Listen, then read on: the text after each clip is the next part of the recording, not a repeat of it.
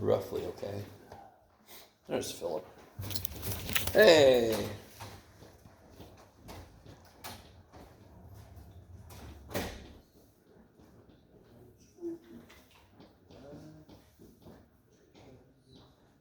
So for those who just got the test back, up where it says no calculators, you'll see 2 grades in black ink.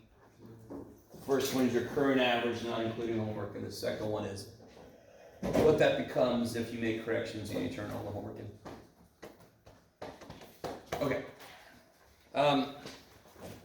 What you got, Mike? You said you had questions. Oh, I was just saying. Oh, you mean in general? Okay. Okay, let me save that.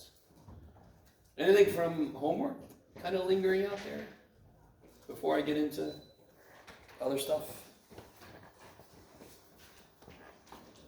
I think I've handed in on my homework.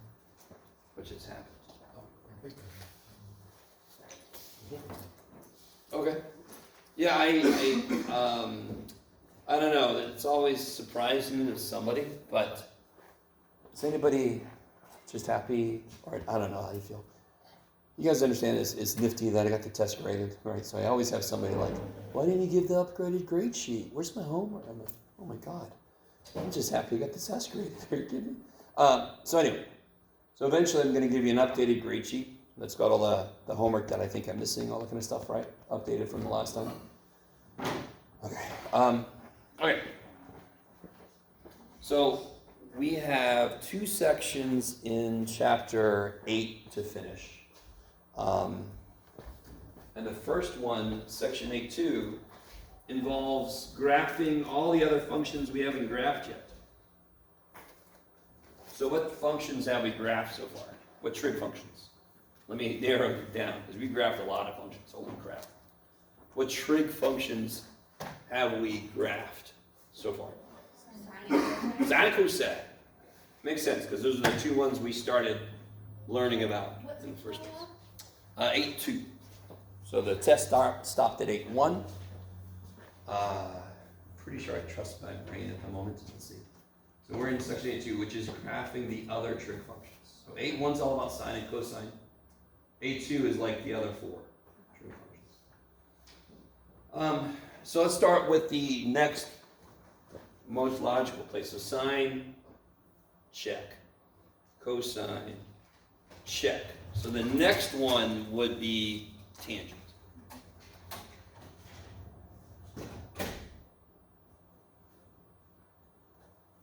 So let's do this. Let's do the same thing we did when we first started talking about graphs of trig functions in general. Can you guys maybe next, well, let's see, hold on, I'll do it with you.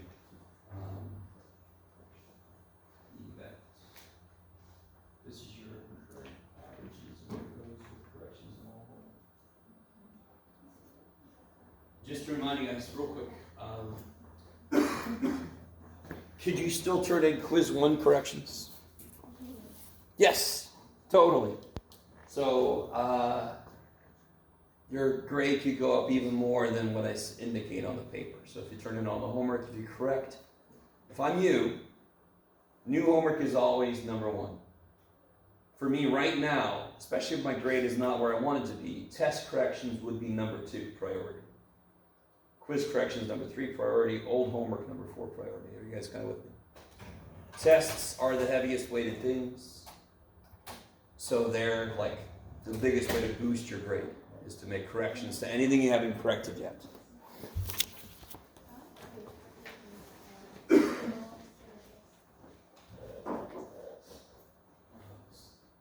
Current average without homework, what it becomes with corrections and all the homework. Alright guys. So let's do this. Can you guys help me out? I want to finish this table.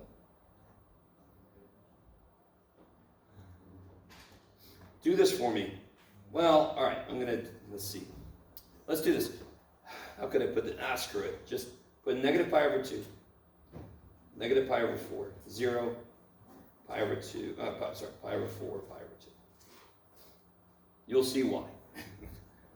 I wasn't sure how to leave enough space. What's the tangent? Let's start in the middle, which is where I kind of wanted to start. What's the tangent of 0? 0. I love it. You're good. Tangent is 0. Tangent sine over cosine. What's sine of 0? 0. I love it. Because sine likes y. 0 degrees is all x, no y. And what's the cosine of 0? I just gave it away. 1, because it's all x, so cosine loves that. The tangent of 0 is 0. Is everybody with me? And that kind of goes along with what I said. Tangent goes like sine. When tangent's big, tangent. When sine's big, tangent's big. When sine is small, tangent's small. So that's 0. What's the tangent of pi over 4? That kicks a lot of ass, yes? What's nice about... Round 2 over 2. Well, no, that's what sine and cosine are, correct? Okay, right. That's the one angle at which So the it x should piece be and the one. y piece are the same size. That would be 1. If sine and cosine are equal, tangent must be 1 because tangent sine divided by cosine. So everybody with me? Right. All right. That's what I look here, is a question. Hmm? Yeah, because you're in quadrant 4, so you got to put the right sign. Oh, Which is what we're about to say right now. So tangent of pi over 4 is 1. Where's negative pi over 4? So instead of going forward, I go backward. It would be at 11 pi over 6. Well, no. It'd have to be some kind of 4, right? 7 pi. So negative pi over 4 would be 7 pi over I'm 4. looking at the wrong place, yeah. But what's more important is it's in the 4th quadrant. Is sine positive or negative in the 4th quadrant? Negative. Negative. Is cosine positive or negative? Negative. Cosine negative or positive in the 4th quadrant? Positive. The x-axis is positive, yes? Tangents, the division of those two, yes? So what sign should tangent have? Negative.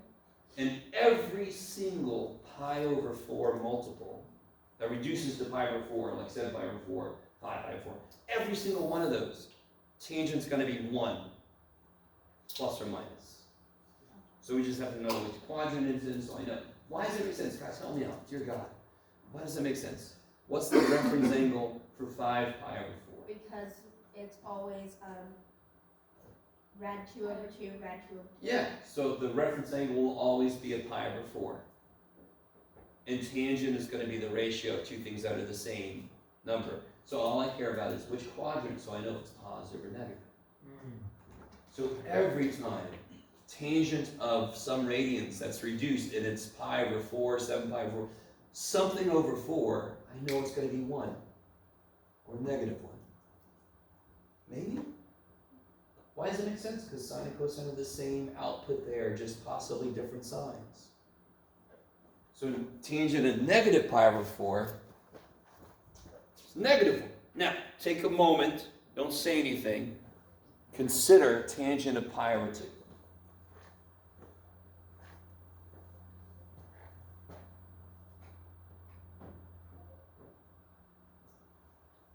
And if you want to do it fully, what's tangent? It's sine over cosine. Right, so what's tangent of pi over 2? It's sine pi over 2 divided by cosine pi over 2. It's undefined. Undefined. Because cosine pi over 2 is 0. So how many times will tangent be undefined along the whole x-axis? An infinite number of times. Yes? In fact, it's going to happen every pi over 2, 3 pi over 2. Every time I'm on the y-axis, cosine is going to be 0. Right, guys? That whole... So what's going to happen graphically then? There's going to be an asymptote. It's going to be an asymptote.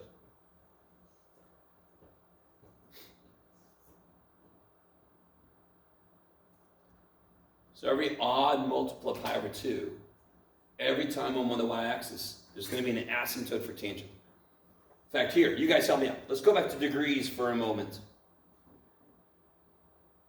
Try to put into your calculator tangent of 90 degrees. If you have one. That wouldn't work because it would be. Well, what does it say? I'm curious. 0, you can't divide by 0. Fantastic. So let's see what the calculator says. Does it start smoking? And I don't mean like Marlboros. I mean, does it start having technical issues? Let me make sure I'm in degrees, right? Yay. Error domain. Yeah. So pi over 2 is not in the domain of tangent because there's no output there. Now, what's more important is there an open circle or is there an asymptote? Bless you. Are you guys still with me? Are you guys at all with me? And you're all like, just keep going, man. Okay, I'm sorry. Those of you with the calculator, what is the tangent of 89 degrees?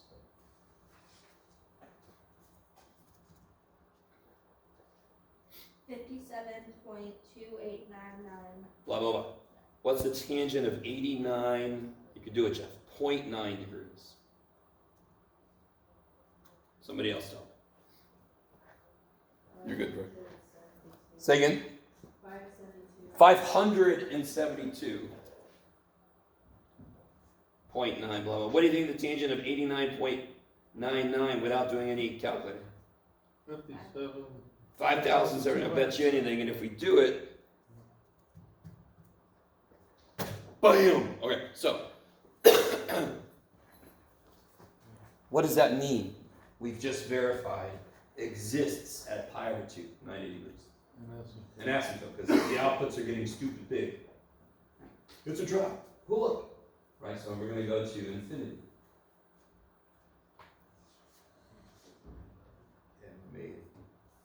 And in general, it kind of makes sense. If I'm trying to graph a function, and there's an input that makes the function freak out, I have to focus my time on what's it going to look there. What's it going to look like there. There could be an open circle there. In this case, there's very much an asymptote.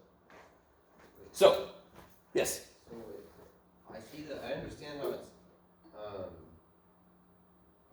pi over 2 is defined, Yeah. but wouldn't, wait, a negative pi over 2, that's still this, it's not going down, that's not opposite, because that would be 3 pi over 2. So, Negative pi over 2 is 3 pi over 2. oh, it is 3 pi over 2. Of course it Okay, is. so 3 pi over 2, that would mean it's in the fourth quadrant. No, it's not in any quadrant. Or it's It's not on in an any axis. quadrant, so it's still, so it's still 0, 1. Right, because it's on the y-axis. Yeah, that's right, okay. Well, it'd be 0, negative 1. Or 0, negative 1, yeah. Okay. 0, negative 1, yeah. Ah. So if I looked at negative 90, how we get negative, like I did here, get closer and closer. So if I do tangent of negative 89, I'll get negative outputs. Okay, so what's that mean? That means this. Degrees going We're negative. going to draw this. Where are my two asymptotes that we just identified? Negative pi over 2. Negative pi over 2? Pi over 2. I like it. So I'm going to put this stuff here.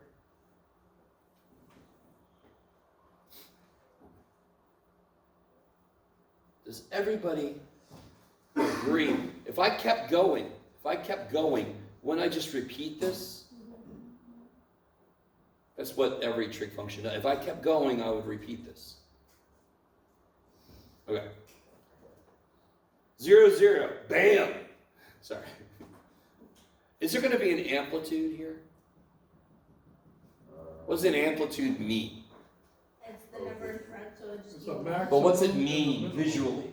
Yes. How The high. maximum and the Yeah, it's like a minimum. ceiling and a floor is what I call it. If you have a kid on sugar, they can bounce it to the ceiling, they can come back to the floor. Hopefully they don't move through. So there's a ceiling and there's a floor, yes? Okay. Will there be a ceiling and a floor here based on what we just did? No, it's infinity. I have outputs going to positive infinity, and if I put negatives in, I have outputs going to negative infinity. No. Bless you. But the amplitude, those of you not looking at me, I'm putting quotation marks around it. The amplitude still tells me something. What would the amplitude be? And again, it's amplitude in parentheses, in quotes. It would be infinity. It would be 1. That's the number in front, correct? Okay. And what's the output of pi over 4 and negative pi over 4? Negative 1. Negative 1 and 1. So if there would have been a 2 there, these outputs would have been negative 2 and 2. It's crazy. So this is 1, -1. And that's not a straight line, yes? Correct. For so many reasons. One reason, of course, is what do I have to be doing here? I've got to be slamming up against that wall. Yeah. But never actually touching them. And then I have to slam against that one. Exactly. Now, in the middle, I will forgive you because I can't do it either. The middle is not linear, but it's such a slight curve, it's hard to show it when you draw it by hand. You guys with me at all? It's constantly curving, but it's curving so little, it's sort of like a flat earther having issues. Yes? But we know there's a curvature there. Okay. You guys all semi with me? Is that a complete picture of tangent? No, Why not? because it repeats. Yeah, it's just going to repeat that forever. So over here, it's going to have a little buddy. Hey, man. And over here, it's going to have a little buddy. Hey, man. So what is this? What's the official name for this that we've drawn here in the middle? That is one... Period? Sort of. It's one cycle. Oh. And how long does it take for one cycle to get to be drawn? How far is -pi/2 to pi/2? You could do it. You could do it. How far is -pi/2 away from 0? Negative pi. No, how far is -pi/2 away from 0? pi/2. And how far is 0 away from the other pi/2? So now total distance pi/2 plus pi/2. Pi/2 plus pi/2. Half a pi plus half a pi is a whole pi. What was the period of sine and cosine? 2 pi. 2 pi. The period of tangent is pi. Why? Because it is. We can see it. Because it is. Because it is. It's a I love it when the answer is that. So the period is pi. Now, of course, we could shift this around, move it up and down, squish it, stretch it. Same old stuff, correct? You guys kind of with me? You're like, no, we abandoned you, man. We just, Is he doing the two-step? Is that it? if you need to, yes. He's doing the two-step. However you want to look at it. All right. So let's try a full-blown example here. By the way, to get through one cycle, how many steps are there? 4. 1, 2, 3, 4. Holy shit! So every step we've taken before, sometimes successful, sometimes not so much. To get step size, I'm going to take the period divided by 4. Does that make sense? What's the period of this? Pi. Pi. If I divide that before, you get pi over 4. And sure enough, how big is each step I'm taking? Pi over 4. Pi over frickin' 4, yes. Yes? Can I see the top?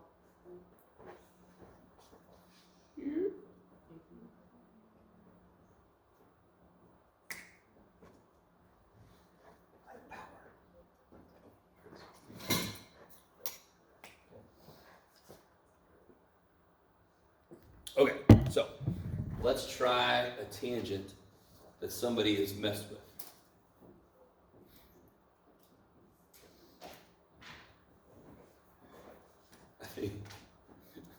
Sorry.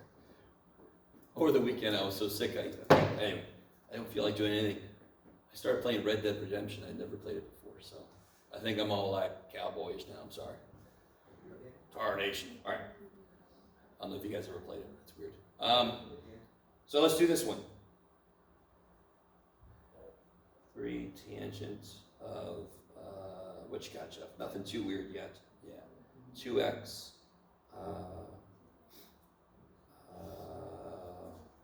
minus pi.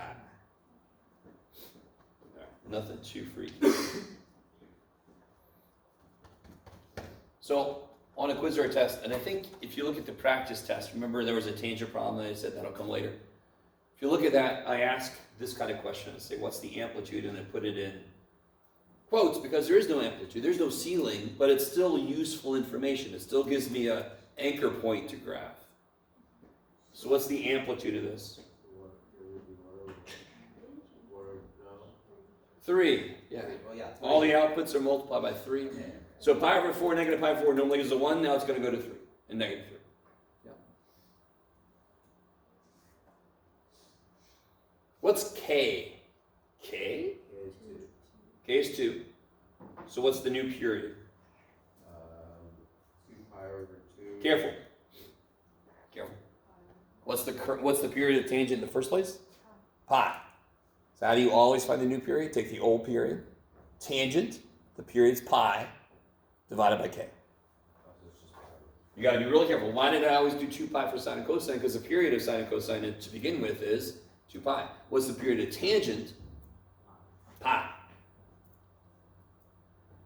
Didn't we just figure that out? So again, it's nothing more. What's the period of sine and cosine? 2 pi. So how do I figure out the new period for sine and cosine? Take the current period, the old period, divide it by k. I do the exact same thing here. But what's the old period for tangent? Pi. Divided by k.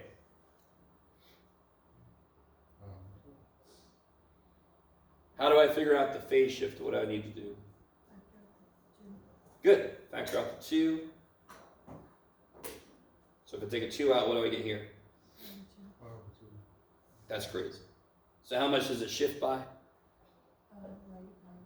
Right? Power 2.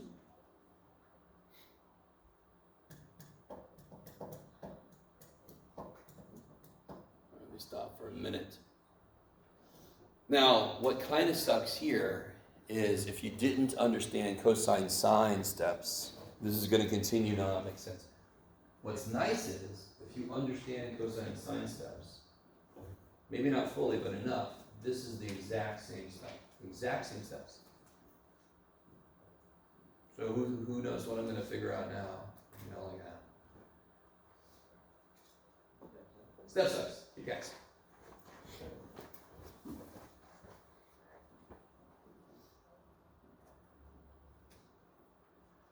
Oh my God. That says step size, by the way. And how do I always figure out step size? Sure, yeah. Take the period, divide by 4, which means multiply by 1/4.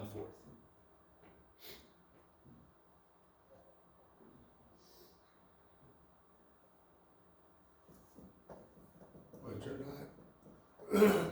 Say again.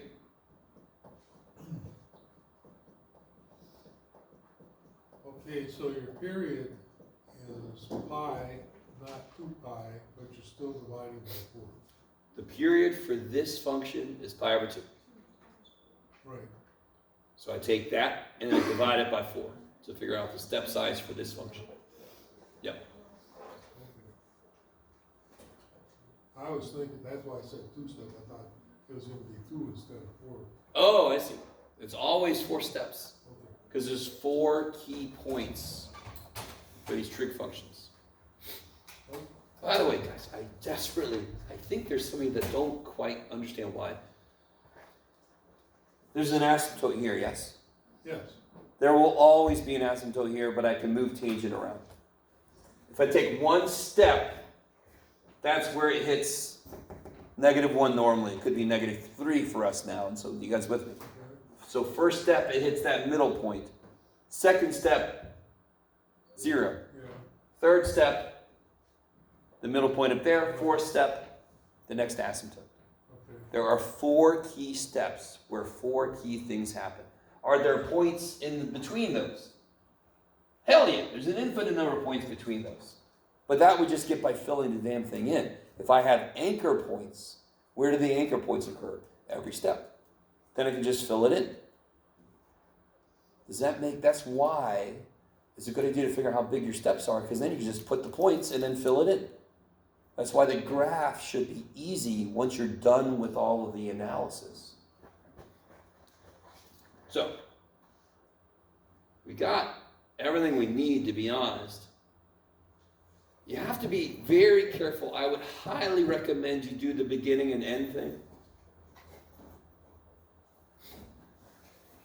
Let's see if you guys remember what just now happened. Where does tangent normally begin? I know it's brand new, but it should be in your notes. Where do we normally begin? Where's that first asymptote we drew? Negative pi over 2. So now if I add pi, all right, Jeff, get over yourself. And then pi minus pi over 2, pi minus a half of pi is half of pi. Divided by 2, I get pi over 4.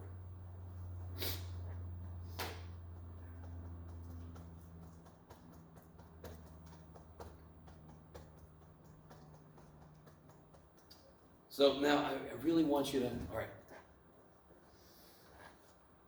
Do you see how this says we shift right pi over 2? Yes? I need some of you guys to be with me. Right here it says shift right pi over 2, correct? Don't we know? Sorry, go ahead. We added the pi. Totally did. Oh wait, then that would be, and then 2 pi. Oh yeah. Alright. All right. Guys. And we normally start at negative pi over 2, correct? So wouldn't you believe that we should start at 0 now if I shift everything right pi over 2? That would not be a bad guess, but you would be wrong because not only are we shifting the damn thing, we're also smushing it. So if it normally goes, now again, if you do the beginning and the end, you're fine. So tangent, negative pi over 2 to pi over 2, correct? I need you with me for a moment here. All right, negative pi over 2 to pi over 2. There's a 2 in front of the x in the tangent, correct? That'll smush it by a factor of 2. So now it goes from negative pi over 4 to pi over 4. So if I go up pi over 2 from negative pi over 4, I end up at positive pi over 4. You could do it that way. I'm not sure why you would want to. Let me say this again. Negative pi over 2 to pi over 2. If I smush it by a factor of 2, does everybody agree that I would go negative pi over 4 to pi over 4 now? It's smushed. Why do you switch it like that? Because it tells me to. Isn't there a 2 in front of the x? Yep. Just like we've known for a long time now, that's going to smush it. Is the fraction make it good? Say again? Is the fraction make it good? Yes, totally. What's the minus pi over 2? Why did you guys say right pi over 2 for the facial? It's minus, isn't it? There's a minus in there. Why did you say right pi over 2 when there's a minus in there? This is correct, by the way. Don't worry. This is correct. That's what it does. I mean, It does the opposite of what it looks like, correct? What else is in there with the x? A multiplier of 2.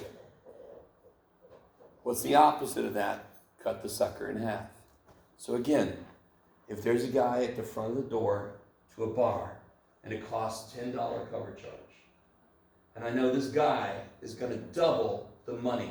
Is this guy that won the lottery? And he's like, hey, whoever comes to the door, I'm going to double however much money you got in your pocket. How much money do I need to come to the door just to be able to get into the bar then?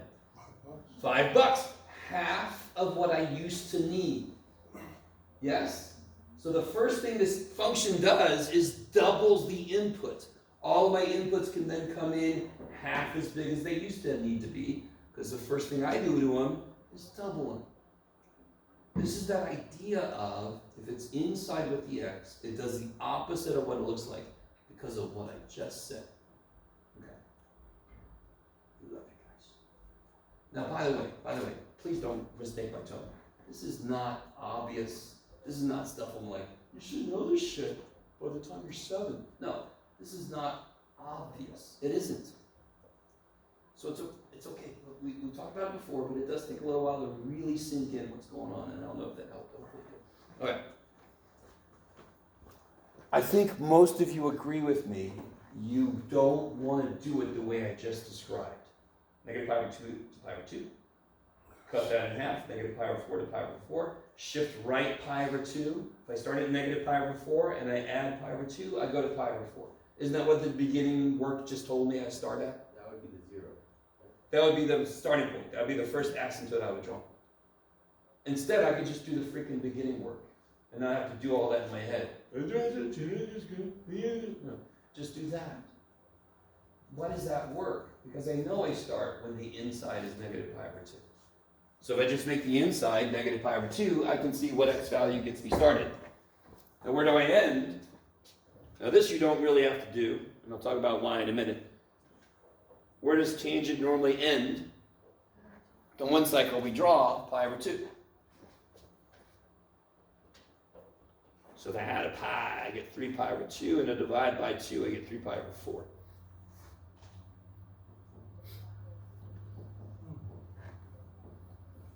I love you guys so much. What did we figure out the new period was? Pi over 2. So why does the ending make sense? If I start at pi over 4 and I go up pi over 2, what's pi over 4 plus pi over 2? Dear God, don't say 2 pi over 6. What's pi over 4 plus pi over 2? It's pi over 4 plus 2 pi over 4, which is 3 pi over 4. Yes? Okay, so again, if you do the beginning and end, it kind of verifies, oh yeah, my period's supposed to be pi over 2, and that's exactly what it's doing. It takes pi over 2 for it to finish. All right, so to graph this, I really only care about one cycle normally. Start at pi over 4. What's my step size again? 5 over 2? Step size is pi over 8. Oh, 5 over 8. So I'm going to make this 2 pi over 8 because that's the same damn thing as pi over 4, and it's like denominators with my step. So if I take one step, where do I go? 3 pi over 8. That's crazy sauce. One more step? 4 pi over 8. No way. And what's 6 pi over 8? 3 pi over 3 pi over 4. Look at that shit. So I start at an asymptote, become a thing, and I end at an asymptote.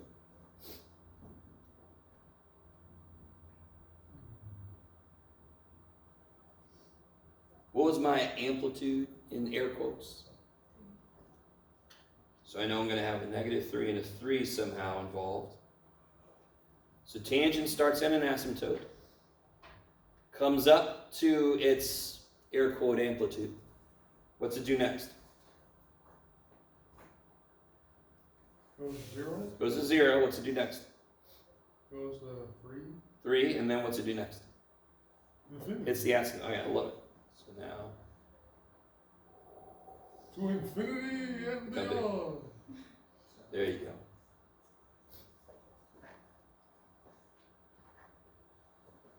I love you guys. I need you to understand, and I think you guys do, but you sometimes don't think about it. That is not a complete picture. I know the book sometimes says draw 2 cycles, and that would not be an issue because to draw 2 cycles, I would just kind of keep stepping by pi over 8.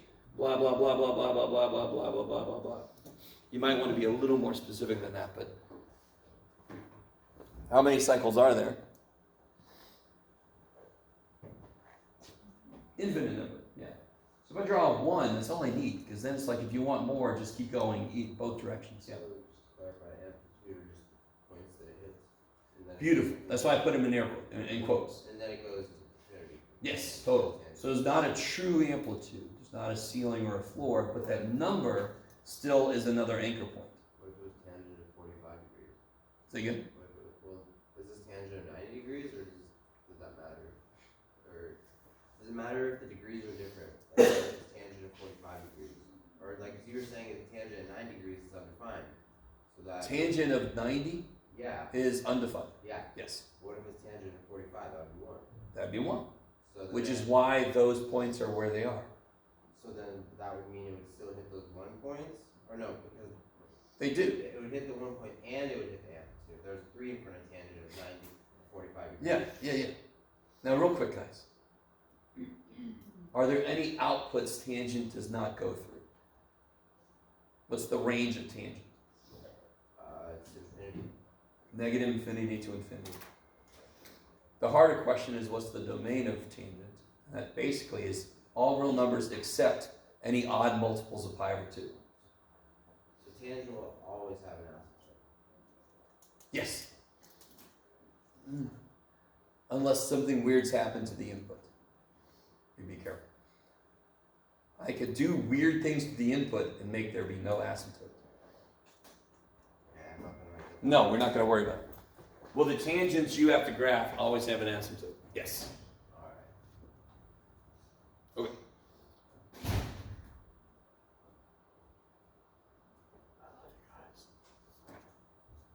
Cotangent, just to cut to the chase. I could make an XY table, like a theta, cotangent theta table, all that kind of stuff. But basically cotangent, now here's the key thing. What's on the bottom of cotangent? Tangents. No. Whatever tangent. Great, but in terms of sine and cosine. Sine. And so cotangent is going to be undefined when sine is 0, because that's on the bottom. When is sine 0? When it is on the x. When it's on the x-axis. Yeah. What angles are on the x-axis? 1 and 0. 0 1. And pi. Or 1, 0. and pi. Oh, right. Oh. That you're talking about. And of course, I could keep going 2 pi, 3 pi, 4 pi. You guys kind of. So cotangent is going to be very similar to tangent, except it's going to live between 0 and pi.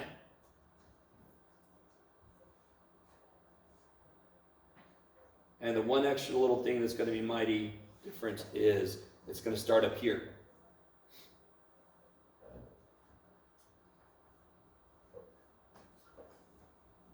Go down there. That's cotangent.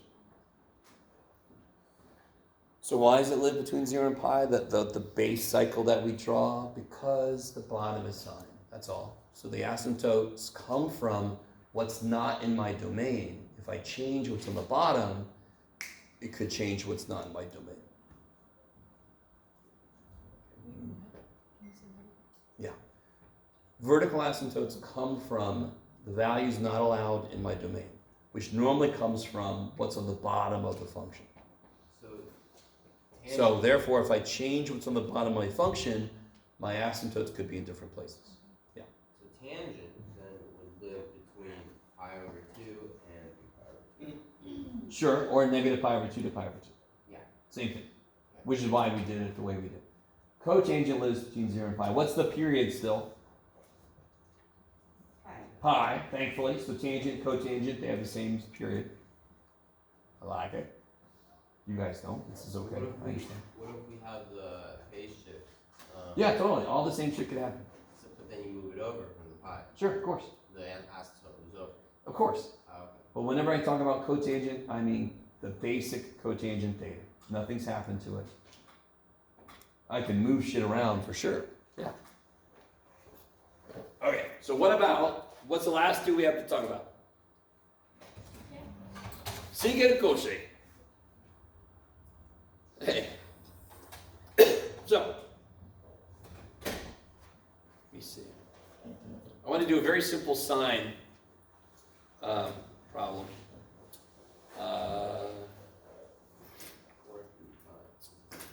Sure, okay. I'm going to do this a little bit quickly.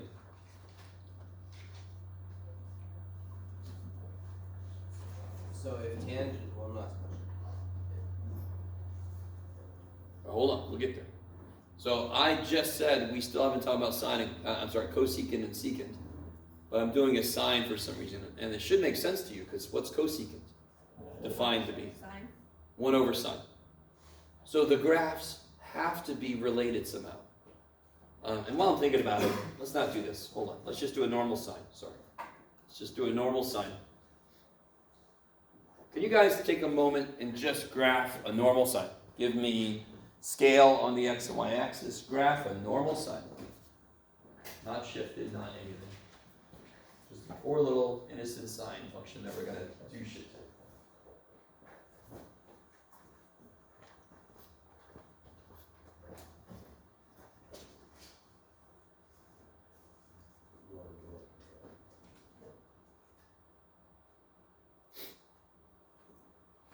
So help me out. What are you putting on the x-axis here? Pi over 2. Pi? Pi over 2. 2 pi. It's crazy shit. The sine start. Where's sine start? 0. And then it goes to 1.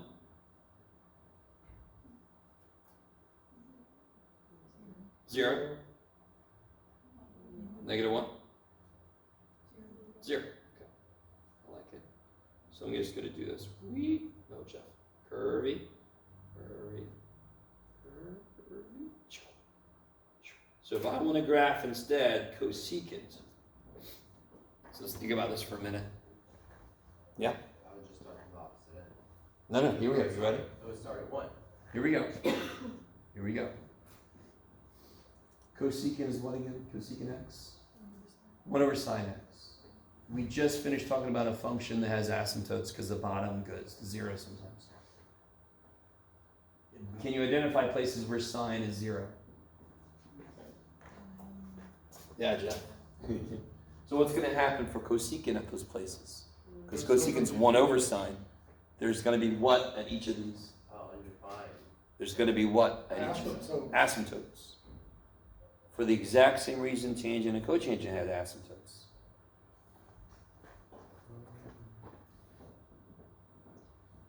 Because what's happening to cosecant as sine gets really, really small? 1 divided by a half is 2. 1 divided by a tenth is 10. 1 divided by 1/100th is 100.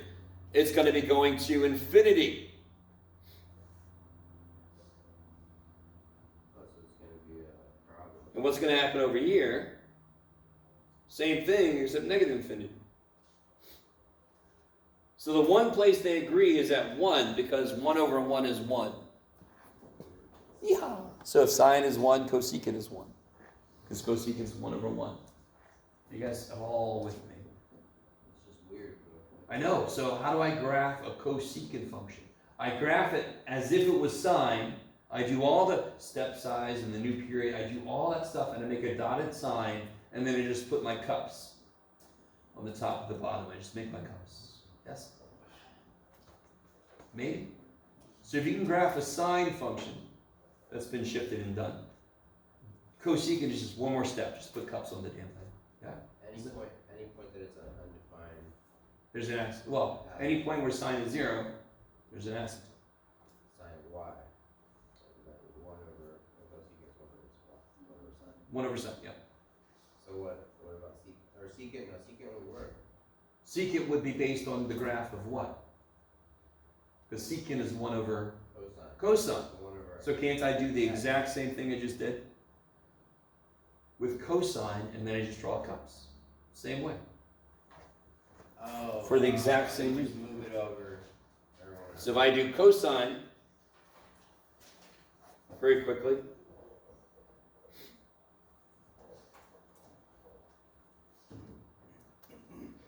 whee! I should have done dotted. That's okay, Jeff.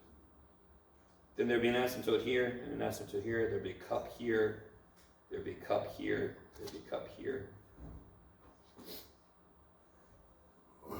That would be secant. Did I? Did I give you? I think right. Did I give you the sheet of paper that's got the unit circle, and at the bottom is all the graphs? Yeah. All right. So if you, I am not ever going to claim that my graphs are aesthetically pleasing. They're just about ideas. If you have that paper still, you'll see at the bottom, you'll see graphs of the secant and cosecant function. So this shouldn't come as a surprise if you remember what was on that piece of paper. Okay. So how do I graph a secant function? Well, I just graph the cosine function, and then I put the cups on it. It should make sense because cosecant is 1 over sine. Of course the graph should be related. Okay, maybe. So on the test, for example, here's a little gimme. Is this you guys? Yes. There's what some of you guys had this problem here, right? So if it said cosecant instead, I would have done this, and then I would have put a cup, and I would have put a cup, and I would have put a asymptotes. Yes? It's just one more step. Yes? At secant, is there an asymptote 0? Of course not. Why not? Because what's cosine of 0? That would be 0 degrees, or just in general, or Cosine of 0. I don't even care what the units are. yeah, so it should be 1. 1. There you go. So cosine of 0 is 1. There's no asymptote there then. It's only when cosine is 0, then I get 1 over 0 for secant, it freaks out.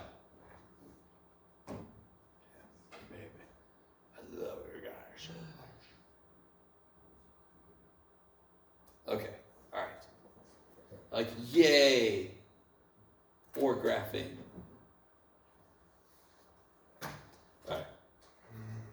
So moving on. So try that section out. That's section 8 too. That's all I'm going to say about it for today. You guys come back with questions. Get in there and try it out.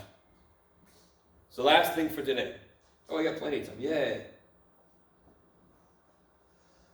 8-3.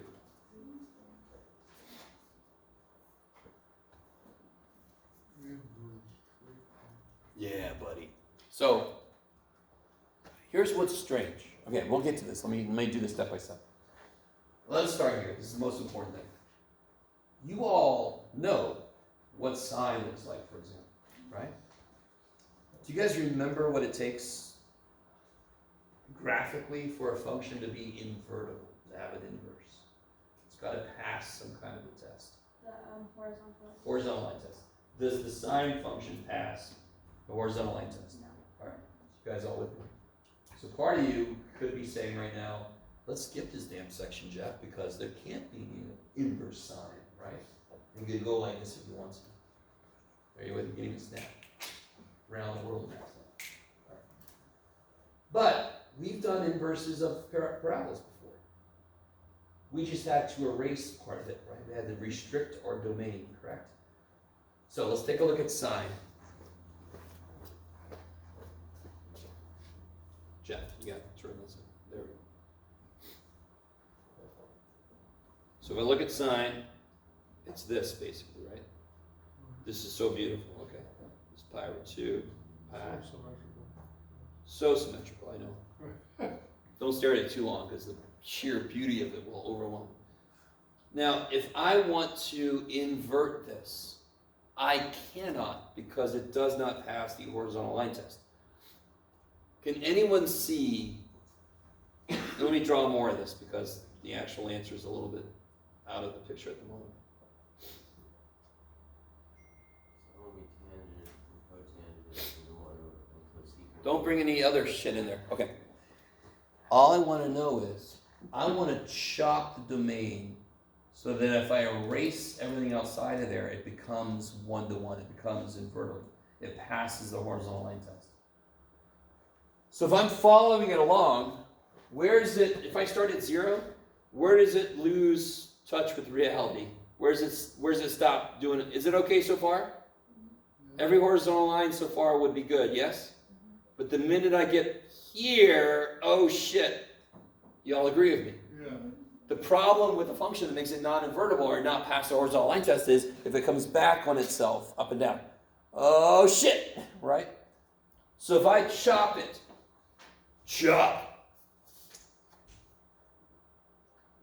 right there, that's good for that side.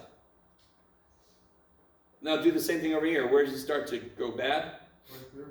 Yeah, so if I chop it, that middle part passes the horizontal line test, yes? I love you guys so much. You're like, sure, Jeff? Okay, so, just a little note for somebody. Stay there. Let me show you. Oh shit, oh shit. Do I have tape? Oh shit, yes. So if I regraph what I was just talking about, from negative pi over 2 to pi over 2, sine does this. From here, goes through 0, goes through 1. Is that invertible? Yes, it passes the horizontal line. Yes? Okay. So the domain is negative pi over 2 to pi over 2. And the range, what's the range? Infinity to infinity? Nope. Does this go to infinity? Whee! Oh, no, it's just, it's the same. What's the range? Negative 1. Negative 1 to 1? Yeah. Oh. Does everybody, in order for an inverse for sine to exist, I must chop the domain off. Why? Because in order for a function to be invertible, it must pass the horizontal line test.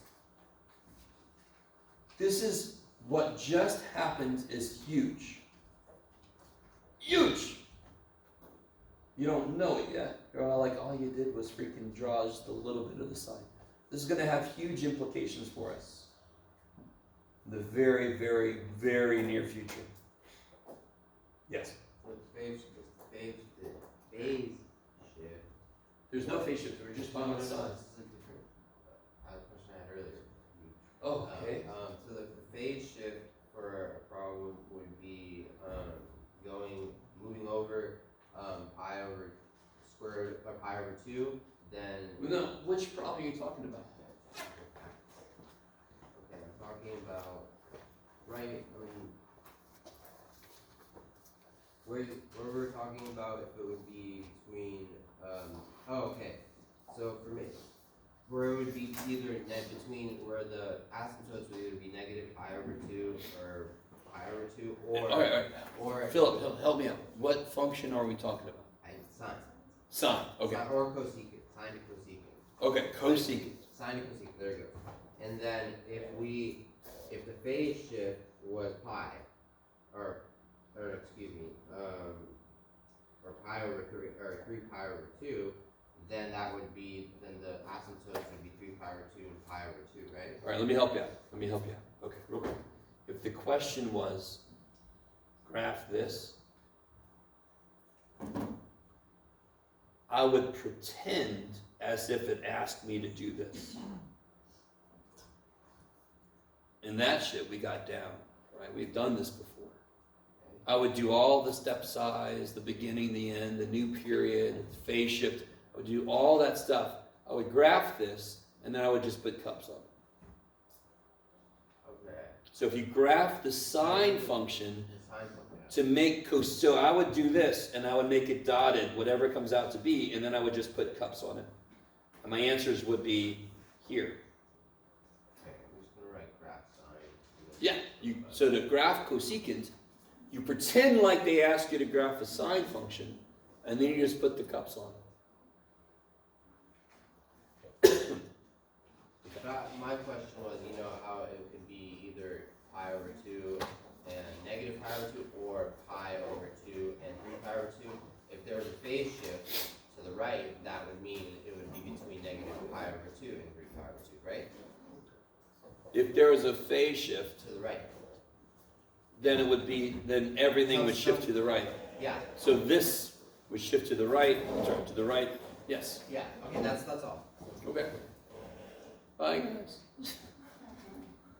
Yeah, I like this discussion. Okay.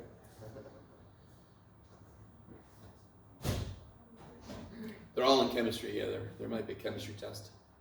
And as a former student, I totally understand that. Okay. Sorry. So if you ever have to leave for, I don't even care what reason, you just leave. It's crazy. All right. So if I do this, then the inverse sign exists. What would the inverse sign look like? You know exactly how to do this shit. You really do. Negative pi over 2 is roughly negative is like 1.57. It would start at positive 1.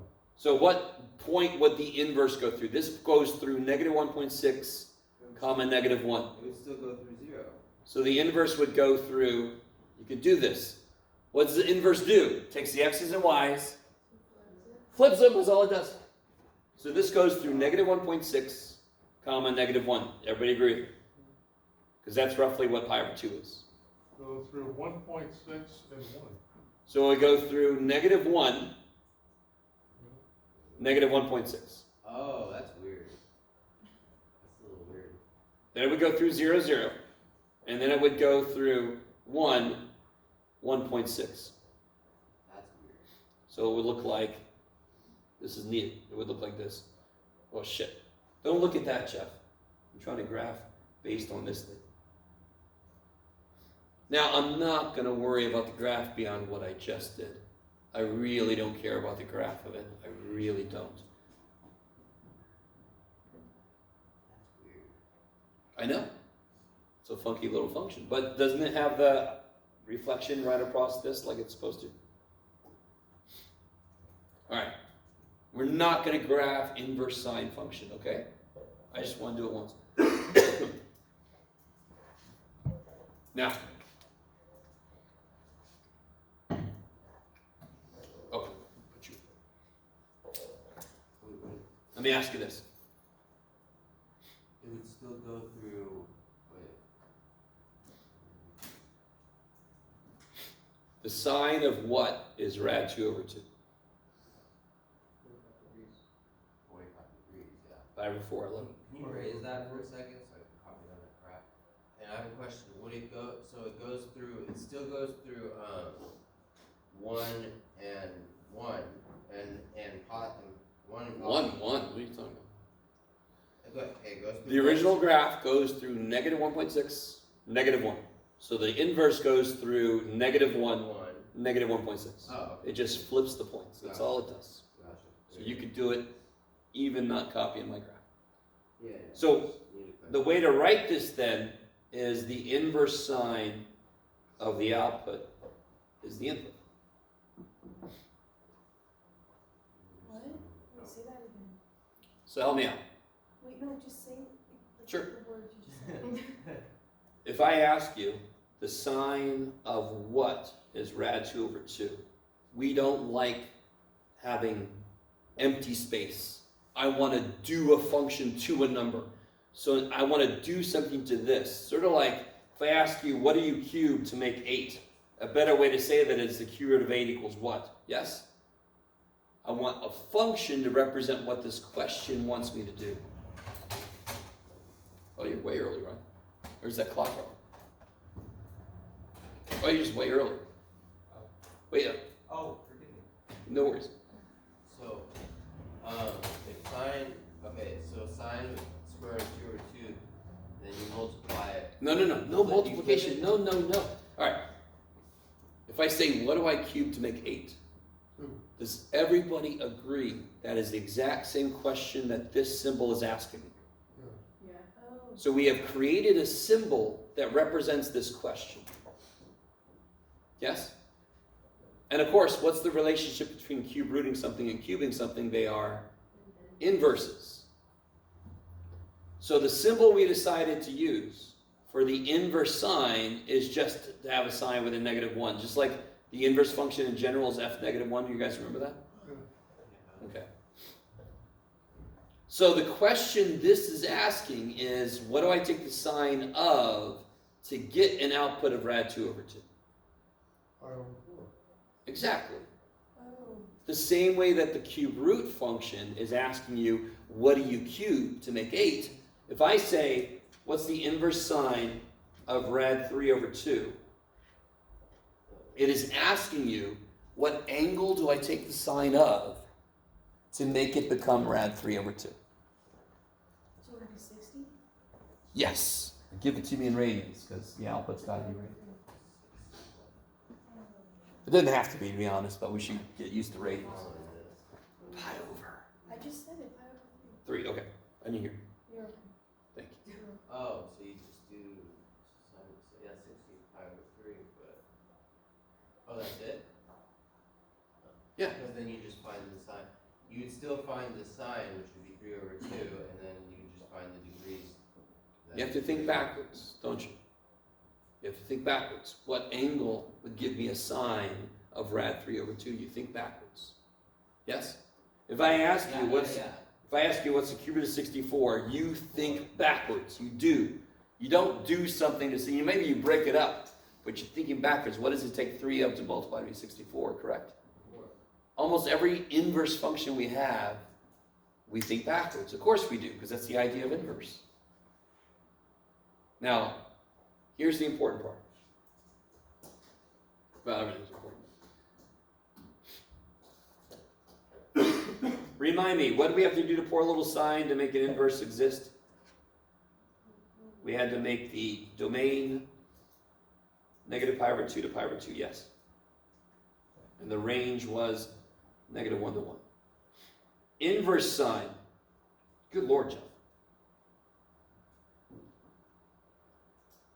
What does an inverse function do? It's, Fundamental. Switches the X and Y. X's and Y's. Domain is what? What's the definition of domain? it's the extents of, X. Good. It's what the X's, what X's are allowed. And what's the definition of range? The Y's that we get. Why is And if inverses switch X's and Y's, inverses switch domains and ranges. So they just switch the. So what is the range of, what's the domain of the inverse function?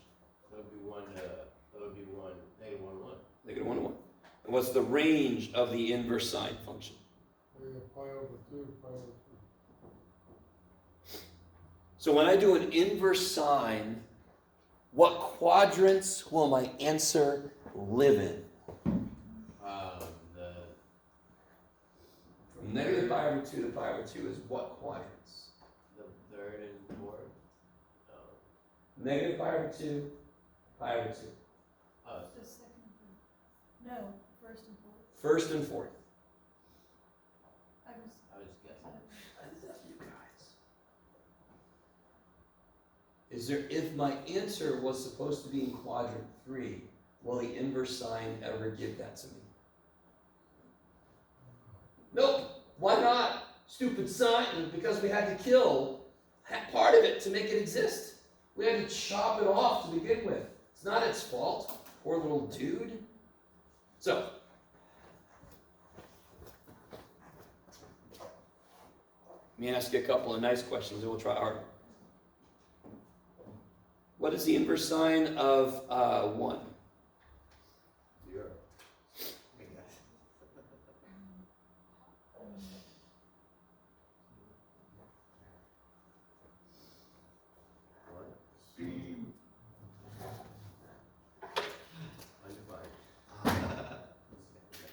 Is it pi over 2? Yeah, okay. Pi over 2.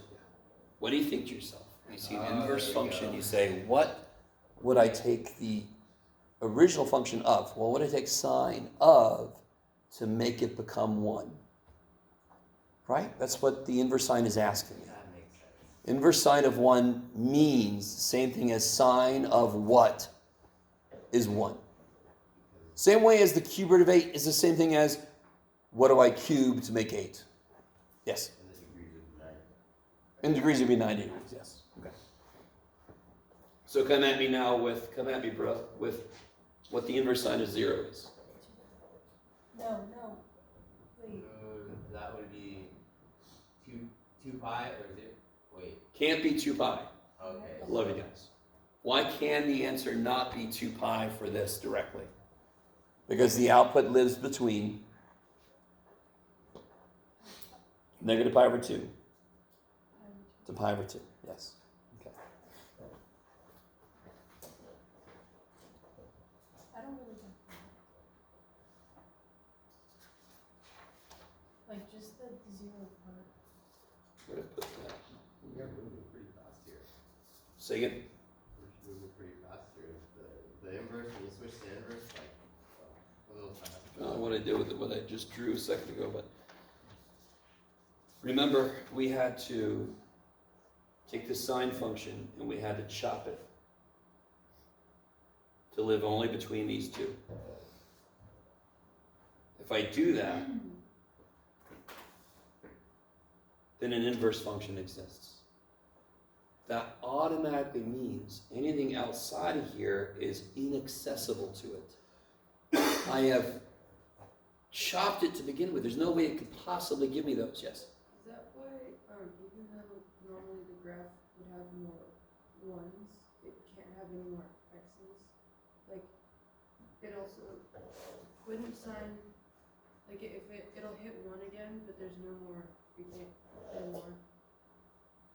Like, So yeah, if I put the rest of this, of course, eventually it's going to hit 1 again. yeah, right. but like 5 pi over 2, that's not, that can't, that wouldn't, there's only one, No, 5 pi over 2 would be the next place it hits 1, yeah. but that won't exist for, in, Good. So the inverse sine output could never be 5 pi over 2. Because the only things it could work with is what we allowed it to work with. Negative pi over 2 to pi over 2. So what does that mean for us, the humans? Right? We're the humans. I am also a human. So what that means for us is, if I know my answer is supposed to be in quadrant 3, let's say I tell you I have an angle that's in quadrant 3, and the sine of it is -1/2.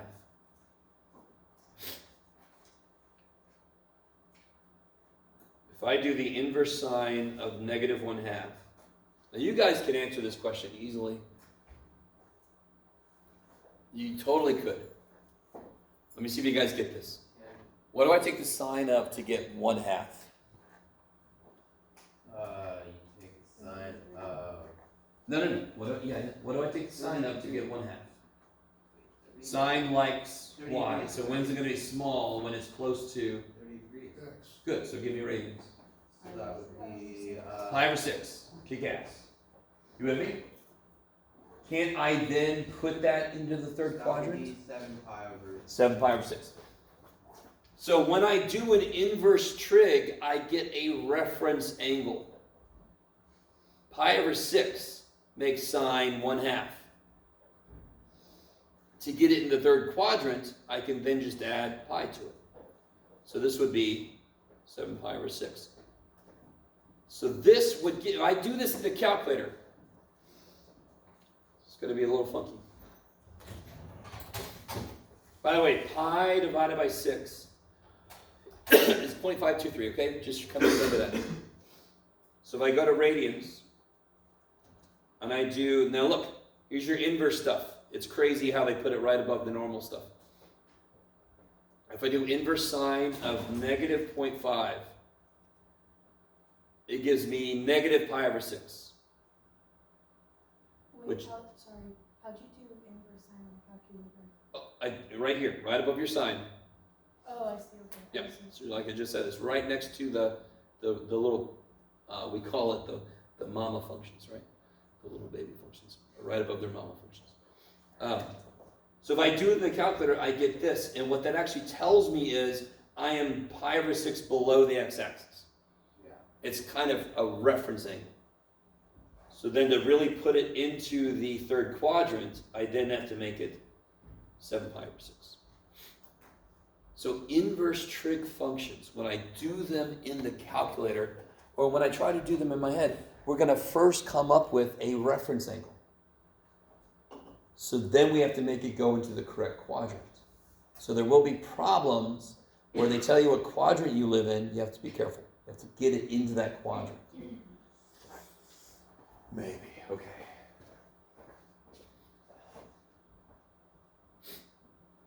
So that's sine. Let's talk about cosine, then we'll call it a day. So inverse cosine.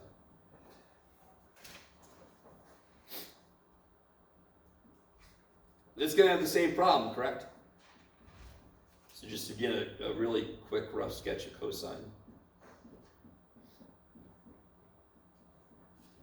So this will be pi, pi over 2. 2 pi, 3 pi over 2. Okay. That would be negative pi over 2. This would be negative pi over 2. So you can see it starts off with a problem, correct? Because that's asymptotic. Starts off, so let me just cut this out. Yeah. Where does it start to have a problem again? At pi. Yeah, so I'm going to cut this out. Yeah. So I'm going to let it live between 0 to pi.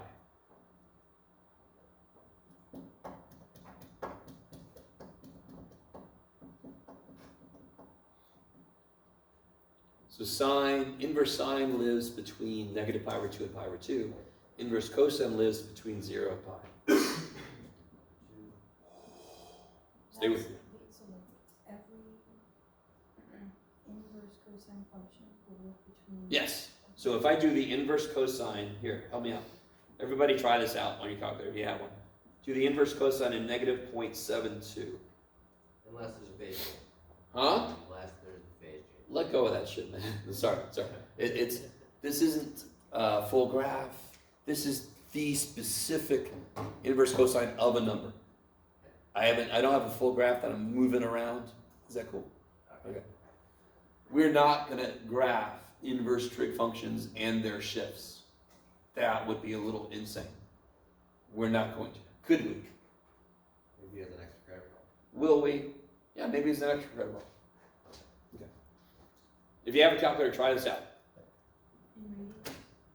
Oh, sure. Let's do degrees. Just to change things up.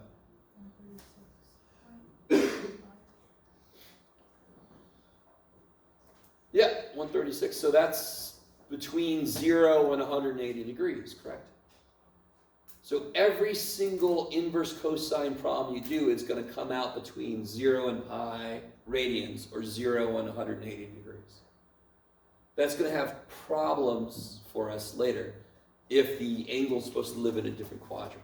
Or, for example, can somebody tell me any triangle in the universe?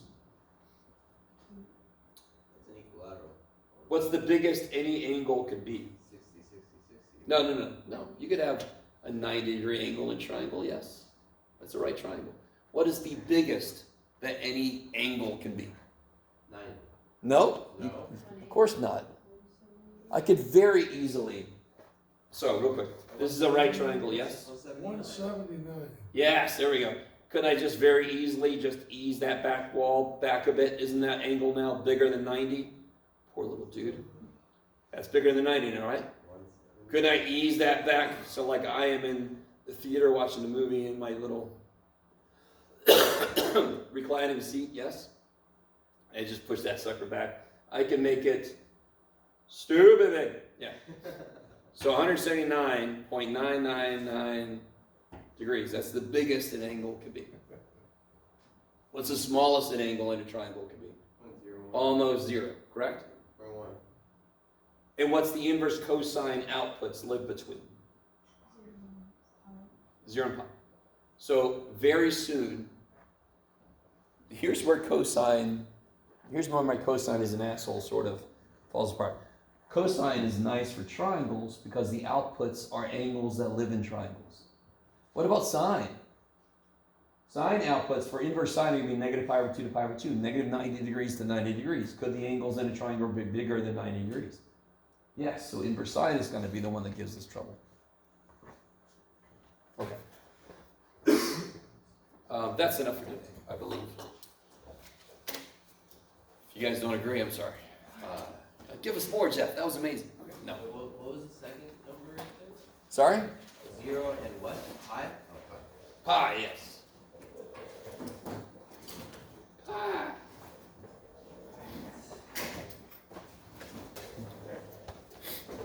If you didn't get back your test, come on up and get it.